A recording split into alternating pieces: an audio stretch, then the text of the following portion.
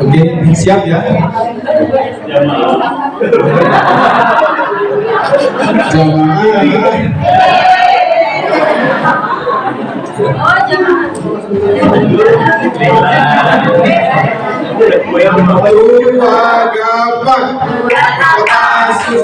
Buat apa susah?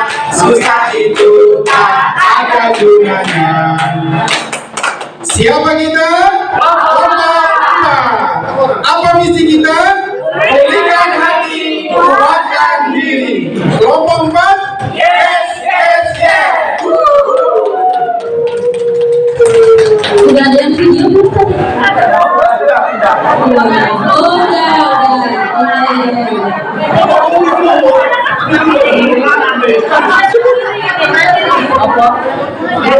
Udah ya?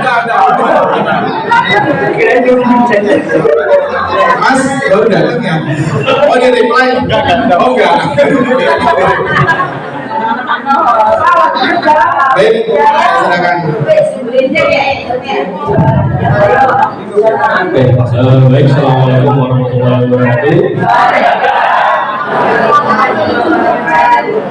Kami dari kelompok 4, yang pertama kami perkenalkan anggota kelompoknya. Ada Pak Nur Muhammad, ada Bu Sulia, ada Bu Ratna, ada Heru saya sendiri, ada Pak Suhari, ada Bu Eka, dan ada Bu Lasmi, Ibu Putu, dan Ibu Rani. Oke, baik, di sini akan memaparkan terkait kasus kelompok 4 terkait bullying di pesantren. Ini saya tidak akan terlalu membacakan, tapi ambil sekalian saja. Dari kasus ini, di sebuah pesantren memiliki reputasi baik dalam pendidikan dan akhlak.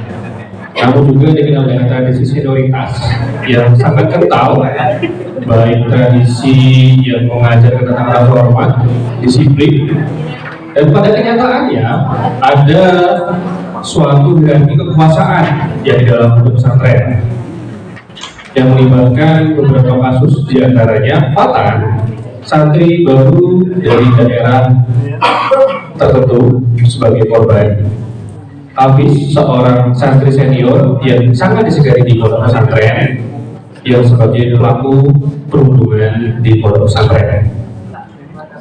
Nah, dari santri baru ini, awal mula di pondok pesantren itu merasa cukup nyaman, dan lama-lama kemudian dari bercandaan seorang seniornya dari si Hafiz itu mulai ada indikasi pembulian dan perundungan.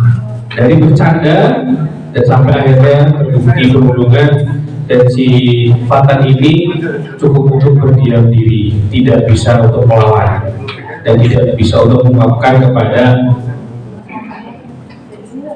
pengurus pondok. Setelah itu, dari beberapa hari berikutnya, dari Hafiz ini melakukan pembulian secara fisik sampai memar, dan sampai Fatan itu merasa sangat ketakutan dan sangat cemas, bahkan menimbulkan sesuatu trauma psikis dalam dirinya yang tidak mau untuk makan, mengurung diri, tidak mau bergaul, sulit tidur, dan tubuhnya memar. Ini cukup banyak di beberapa tubuhnya. Nah, dari sini saya ambil kesimpulan untuk menjelaskan di bagian yang ada di depan saya mengenai Rapid yang reportnya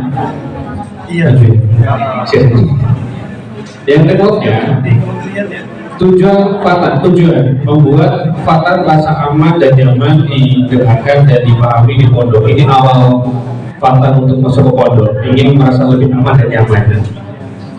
Langkah konkretnya, Ustadz mengajak Fatan ke ruangan atau ke tempat yang nyaman. Berikutnya, si langkah konkretnya menggunakan bahasa empati untuk melihat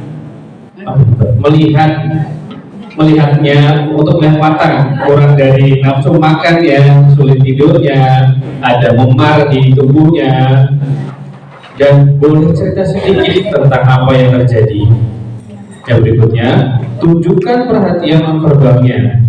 Duduk sejajar, tatap mata dengan lembut, anggukkan kepala dan menyentuh bahu, karena ini sama-sama laki-laki ya, boleh untuk psikologi touch ya. Terus untuk asesmen atau penilaian, tujuannya melihat tingkat risiko ancaman, dampak psikologis dan kebutuhan dukungan.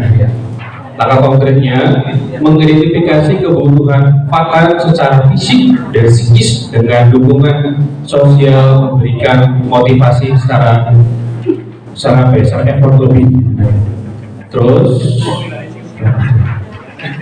P, prioritas tujuan penting dan mendesak. Langkah konkretnya menghubungi pihak pondok, memanggil pelaku, memanggil orang tua dari kedua belah pihak secara bertahap. Dan untuk tiernya, tier 3 dan triasenya A. Terus interventionnya, tujuan memberi dukungan secara emosional dan strategi coping serta menghentikan perilaku bullying di pondok pesantren. Langkah konkretnya monitoring Fatan. Ini monitoring secara bertahap untuk si Fatan sendiri dan untuk pelakunya juga.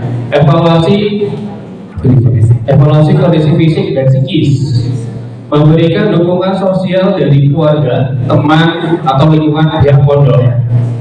Untuk disposisinya, menjamin keamanan jangka panjang. Tindak lanjut jika dibutuhkan pihak ketiga. Langkah konkretnya monitoring Fatan, evaluasi kondisi fisik dan psikis, memberikan dukungan sosial dari keluarga, teman, lingkungan dan pihak pondok. Itu dari kelompok 4. Jelas dari kelompok 4. Terima kasih dari kelompok 2 yang sudah diberikan tepuk tangan. Itu penjelasan dari kelompok 4. Mohon jika kiranya ada yang bertanya, monggo. Kelompok 4. Ada yang bertanya? Ini tadi kami menjelaskan secara singkat karena mengingat waktu juga. Saya tidak mau terlalu berpanjang. Cukup? Oh, dari kelompok. Ada yang mau bertanya nih dari kelompok 3 nih ya? Oke, boleh Bu, silakan Bu. Dari Mas Mahfuz sebentar. Pertanyaannya Pak, kan saya juga BK yang ada di biasanya kalau di lingkungan pondok pesantren BK-nya dibanding sama pihak keamanan atau pengurus yang lebih kita butuhkan tapi masalahnya kita tidak Ya seperti kita. bagaimana kalau saya bilang ke yayasan mengajukan ini untuk supaya saya dapat mengumpulkan nggak sendirian. Coba ulangi sedikit lagi.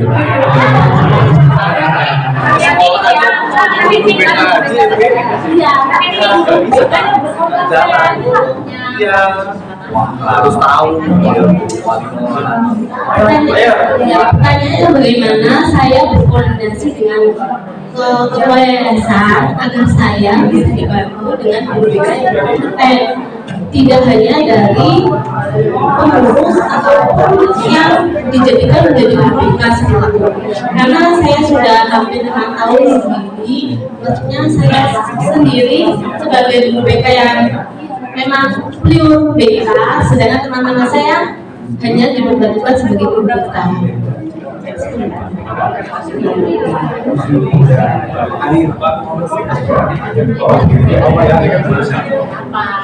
Baik, terkait dengan kasus yang mungkin Ibu hadapi di salah satu pondok pesantren, memang idealnya dari sekian siswa ataupun santri itu idealnya mungkin dari psikolog ataupun BK yang memahami terkait bidang ini itu ada idealnya lah.